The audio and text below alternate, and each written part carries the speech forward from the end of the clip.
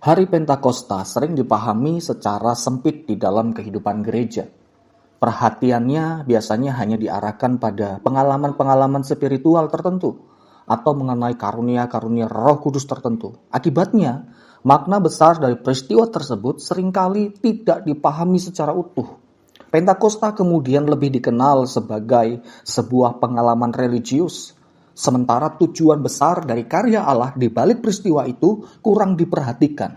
Karena itu, Pentakosta tidak boleh dipahami hanya sebagai peristiwa yang menakjubkan tentang karunia-karunia dan hal-hal supranatural.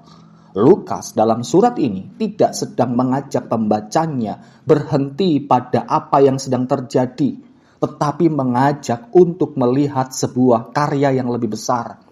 Setelah Kristus mati, bangkit, dan naik ke sorga, pekerjaan keselamatan tidak berhenti. Karya Kristus justru mulai bergerak dengan cara yang baru. Roh Kudus dicurahkan, dan melalui karya Roh Kudus itulah dunia mendengar karya tentang Tuhan.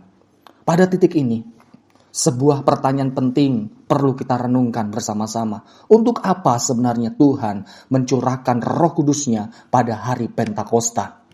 Bapak, Ibu, Saudara yang kasih dalam Tuhan, kita akan melihat apa yang menjadi tujuan Allah memberikan Roh Kudus-Nya bagi kehidupan kita. Untuk menjawab pertanyaan tersebut, Kisah Para Rasul 2 perlu dibaca di dalam konteks yang utuh. Bagian ini tidak berdiri sebagai sebuah kisah yang terpisah. Sebelumnya dalam Kisah Para Rasul pasal pertama, para murid diperintahkan untuk menantikan janji Bapa mengenai Roh Kudus. Penantian itu bukan tanpa arah. Kristus telah berkata, kamu akan menerima kuasa kalau Roh Kudus turun ke atas kamu dan kamu akan menjadi saksiku. Dengan demikian, tujuan pencurahan Roh Kudus telah dijelaskan sejak awal. Roh Kudus tidak dicurahkan untuk menghasilkan pengalaman rohani yang bersifat pribadi. Roh Kudus dicurahkan untuk memampukan murid-murid menyaksikan tentang Kristus. Kehadiran Roh diarahkan supaya karya keselamatan Allah itu diberitakan. Karena itu, untuk lebih dalam melihat apa yang telah dikerjakan di hari Pentakosta, kita akan memperhatikan firman Tuhan dari Kisah Para Rasul 2 ayat 1-13. Dengan tema hari ini adalah Pentakosta, Rohnya hadir, dunia mendengar karyanya. Kita akan melihat di dalam poin yang pertama, bahwa Pentakosta itu berbicara tentang Allah menggenapi janjinya. Bapak, Ibu, Saudara yang kasih dalam Tuhan, untuk memahami apa yang sedang Allah kerjakan melalui hari Pentakosta, Lukas terlebih dahulu membawa pembacanya kepada titik awal dari seluruh peristiwa tersebut. Pentakosta tidak dimulai dari tindakan para murid. Pentakosta juga tidak dimulai dari kemampuan rohani manusia. Pentakosta dimulai dari tindakan Allah yang menggenapi apa yang sebelumnya telah dijanjikan oleh Tuhan. Jadi Lukas membuka catatannya dengan sebuah kalimat yang tampaknya sederhana. Ketika tiba hari Pentakosta. Namun ini sebuah petunjuk tentang bagaimana Allah memulai menggenapi janjinya. Hari Pentakosta bukan peristiwa baru bagi orang Yahudi. Hari itu telah lama dirayakan sebagai bagian dari kalender ibadah Israel. Pada mulanya Pentakosta dikenal sebagai hari raya 7 minggu. Yakni perayaan syukur atas panen pertama yang diberikan Allah kepada umatnya. 50 hari sesudah Paskah, orang-orang Yahudi datang ke Yerusalem untuk beribadah dan mempersembahkan hasil pertama panen kepada Tuhan. Pada hari itu, orang-orang Yahudi diaspora datang dari berbagai wilayah untuk beribadah di Yerusalem. Kota itu dipenuhi peziarah dari berbagai bangsa, bahasa-bahasa berbeda hadir di sana. Latar belakang budaya yang beragam berkumpul pada satu tempat. Di titik inilah makna Pentakosta mulai terlihat dengan jelas. Allah berdaulat memakai momentum ini untuk membuka jalan bagi bangsa-bangsa mendengar karya keselamatannya. Apa yang sebelumnya bergerak di dalam lingkup Yerusalem kini mulai diarahkan melampaui batas bahasa, budaya, dan bangsa. Perhatikan dalam pasal sebelumnya, pasal pertama ayat yang keempat. Para murid telah diperintahkan agar tidak meninggalkan Yerusalem untuk menantikan janji Bapa. Oleh karena itu pasal 2 ketika Lukas berkata ketika tiba hari Pentakosta, Lukas sedang menunjukkan waktu penggenapan dari apa yang telah dijanjikan oleh Yesus Kristus. Artinya, apa yang terjadi di hari Pentakosta adalah sebuah penggenapan dari janji Allah dan semua dimulai dari inisiatif Allah. Pentakosta bukan sebuah peristiwa yang diusahakan atau sesuatu yang lahir dari kesiapan para murid. Rohnya hadir dalam hari Pentakosta murni lahir dari inisiatif yang berdasarkan janji yang telah Yesus Kristus katakan. Pada titik inilah satu hal penting perlu kita pahami dengan hati-hati, Bapak Ibu. Kisah Pentakosta seringkali dibaca secara tidak utuh. Tidak sedikit orang-orang Kristen memahami Pentakosta terutama sebagai pengalaman yang harus terus-menerus berulang. Karena itu, akhirnya tidak jarang kehidupan rohani diarahkan kepada upaya mengejar pengalaman Pentakosta yang sama dan akhirnya keliru dalam motivasinya. Banyak orang membangun disiplin rohani. Tidak salah disiplin rohani seperti doa dan puasa, tetapi yang salah itu adalah motivasinya. Ketika di momen-momen demikian masih mengharapkan pencurahan Roh Kudus terjadi lagi. Mengapa demikian? Sebab pencurahan Roh Kudus sudah terjadi, tidak akan diulang kembali. Seperti halnya kelahiran Kristus. Kelahiran Kristus tidak akan diulang kembali. Cukup satu kali dalam kehidupan manusia terjadi.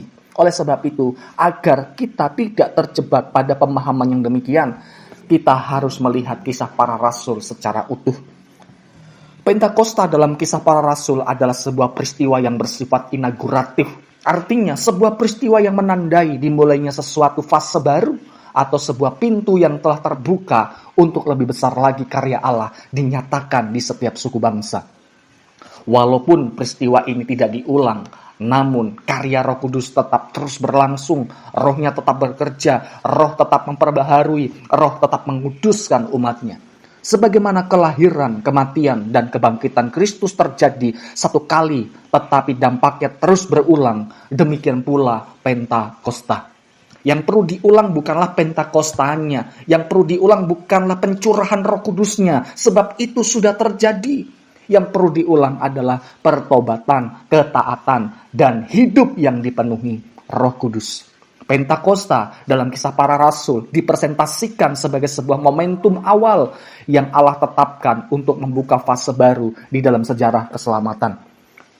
Roh Kudus dicurahkan, kesaksian Injil mulai bergerak, bangsa-bangsa mulai mendengar karya Allah. Karena itu gereja tidak dipanggil mengulang Pentakosta, tetapi hidup di dalam tujuan Pentakosta, yaitu Injil diberitakan kepada bangsa-bangsa.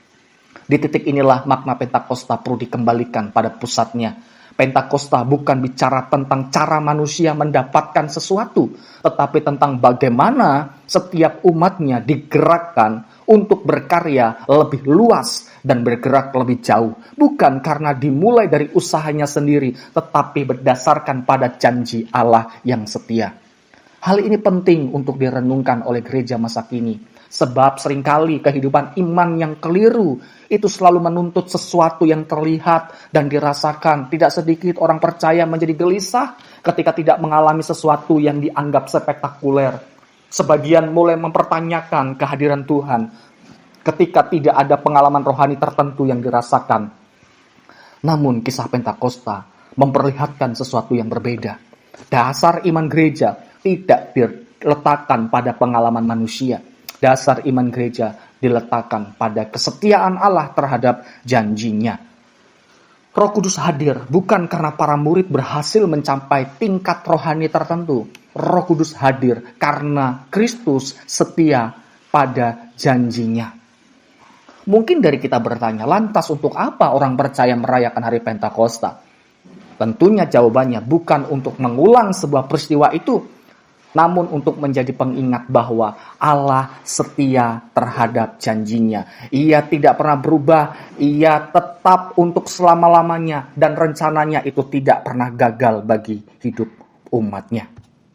Pentakosta mengingatkan bahwa hidup orang percaya tidak berhenti pada kebutuhan pribadi. Allah memanggil gereja untuk memandang lebih luas, yakni hidup sebagai saksi Kristus di tengah dunia. Roh Kudus yang sudah dicurahkan di hari Pentakosta waktu itu akan terus berkarya dan berkuasa dan akan memenuhi hidup kita.